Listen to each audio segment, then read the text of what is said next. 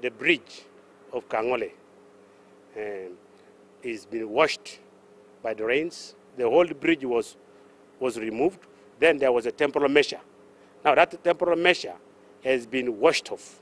Right now, all the buses are stuck in Matany. Some have come back to Kampala.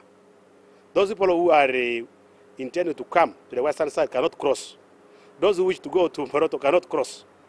So if they can be able only to eat sorghum and go to the zone sorghum which is in Moroto, there is no matoke there. So those who eat matoke there in Moroto, there is no matoke coming fast for the time being.